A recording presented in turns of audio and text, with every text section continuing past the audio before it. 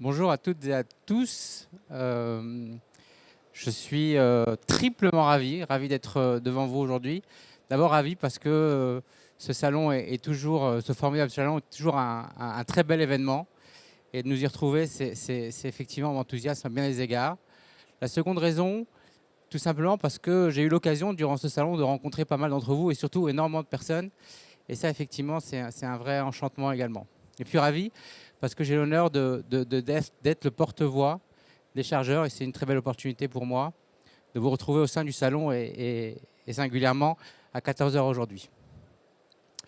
Alors, ce salon a une histoire assez singulière avec l'AUTF, un historique assez particulier puisque on me dit ici ou là que c'est l'AUTF qui est à l'origine de ce très beau salon et j'en suis plus que ravi. Plus que ravi, parce que c'est un moment d'échange, d'abord un rendez-vous extrêmement important, un temps fort pour les adhérents d'AUTF. On a l'occasion de les rencontrer, de faire leur connaissance, d'échanger avec eux. Et puis au-delà des adhérents à AUTF, c'est l'opportunité de tout simplement de nous retrouver, tous les chargeurs, au sein d'un événement qui est assez exceptionnel et c'est une vraie opportunité. Alors ce salon a une thématique, connectons nos intelligences. L'AUTF va essayer de contribuer à travers un certain nombre de leviers pour connecter nos intelligences collectives. D'abord à travers les interventions, puisqu'on aura l'occasion durant ces 2 jours d'avoir quelques interventions, quelques keynotes, quelques conférences de mes collègues sur la décarbonation, sur l'intermodal, qui vont être animées par plusieurs personnes de l'AUTF. Je pense singulièrement à Yves-Antoine, à Denis Schumer. Et puis on aura d'autres leviers qui sont extrêmement importants. Un baromètre, la campagne 2025, qui est un baromètre extrêmement important. Et dans la foulée de mon intervention, on aura mes éminents collègues qui partageront celui qui concerne les chargeurs autour du transport de la route, qui auront l'occasion de partager avec vous énormément d'éléments intéressants, tant sur le transport que sur la logistique. Et puis, nous aurons, lors de ces 2 jours, l'opportunité d'avoir des experts AUTF qui seront au stand. Je crois que c'est le M054 de mémoire, ou 45, pardon. Stand où on aura l'occasion, avec mes collègues, avec les permanents de l'AUTF, de partager avec vous un certain nombre d'expertises, d'évolutions, d'apports, de contributions qui pourraient mettre à votre disposition pour contribuer en tout cas et pour accélérer tout l'élan que vous avez engagé les uns et les autres autour de la transition énergétique. Et puis, au-delà de travail qu'ils peuvent vous apporter durant le stand, ils pourront vous accompagner également sur les démarches que vous souhaitez engager ou que vous pourrez engager pour accélérer votre décarbonation respective, parce que c'est un enjeu qui dépasse simplement les 2 jours du salon. Ce matin, lors de la réunion inaugurale, on a eu l'occasion d'avoir quelques interventions. Et ces interventions-là ont mis en exergue l'écosystème et l'environnement dans lequel nous sommes, qui est un environnement assez particulier. Je crois que le journaliste sur scène a évoqué, en 40 ans de journalisme, il n'avait jamais vu un monde aussi mouvant, aussi particulier, avec un tel niveau d'adversité. Alors on l'a tous connu, et c'est un peu une thématique qui a été déployée depuis 5, 10 ans, voire des décennies, un monde dit VUCA, un monde où globalement l'incertitude règne, les difficultés règnent, l'absence de prévisibilité, des contraintes multiples. Et c'est un peu l'environnement dans lequel on vit, parce que de ce point de vue-là, ces dernières années, on a été fortement servi. Le contexte géopolitique qu'on connaît tous, extrêmement compliqué, l'instabilité politique, l'instabilité réglementaire. On a vu ces dernières semaines des amendements qui sont passés assez ubuesques, qui forcément contraignent l'ensemble de la profession, des incertitudes économiques assez compliquées. Lorsqu'on voit la situation autour du pouvoir d'achat qui tente nos supply chains respectives et nos organisations, c'est dire à quel point le sujet est extrêmement compliqué. Et puis je peux passer sur les incertitudes et les complexités toute l'après-midi pour les citer, et j'en garderai une, c'est la situation, en tout cas les attentes de nos clients respectifs, qu'on soit en B2B, B2C, ou un niveau d'exigence qui est tel forcément que globalement notre profession, nos secteurs sont extrêmement impactés. Face à ce monde d'incertitude, face à ces complexités, face à ce monde VUCA, côté AUTF et chargeurs, on a certaines certitudes, certaines priorités majeures.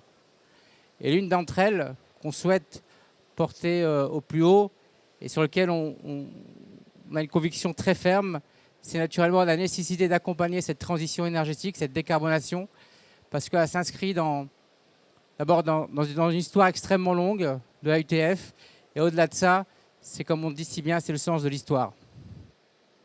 Alors sur ce sujet qui est extrêmement compliqué, je vous l'accorde, tout sauf évident, on a deux attitudes possibles. La première, qui consiste à nous mettre dos à dos les uns les autres, un coup les énergéticiens, d'autres les transporteurs, les chargeurs, etc. etc. Ce n'est pas tant la posture, vous le devinez, qu'on souhaite porter, qu'on souhaite accompagner. L'idée pour nous étant de se dire, finalement, c'est un sujet qui transcende chacun de nos secteurs et qui nécessite une coordination de bout en bout de toute la chaîne logistique. Tous les acteurs sont contributeurs à cette transition énergétique. C'est une conviction profonde. Et quand je parle de tous les acteurs, bien évidemment, les chargeurs porteront leur part de responsabilité et continuent à la porter comme ils le font très bien jusqu'à présent. Les transporteurs sont également concernés, énergéticiens sont concernés, les pouvoirs publics, naturellement, sont concernés, les exploitants et les propriétaires d'infrastructures sont concernés.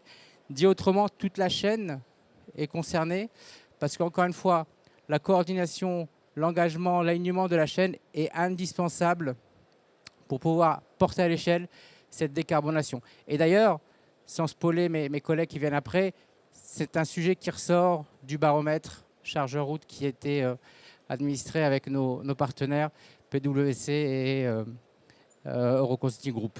Donc c'est un sujet qui est extrêmement important, qui nous tient particulièrement à cœur et qu'on souhaite porter. Alors oui, la UTF a contribué et continue à contribuer au groupe de réflexion. Alors je me suis amusé à prendre quelques engagements, quelques chartes signées ou quelques réflexions auxquelles la UTF participe et contribue. La liste est longue, je prends mon anti-sèche. Alors, je vais les citer, m'en voulez pas. Engagement pour la croissance verte et fluviale. Charte d'engagement des acteurs des chaînes logistiques portuaires. Pacte pour le développement du fret ferroviaire dans le cadre de la stratégie nationale du fret ferroviaire. Charte avec une institution extrêmement importante, les douanes françaises, qui contribuent significativement à la réussite de notre filière. Pacte Vélic, extrêmement important. Contribution à la stratégie nationale fluviale.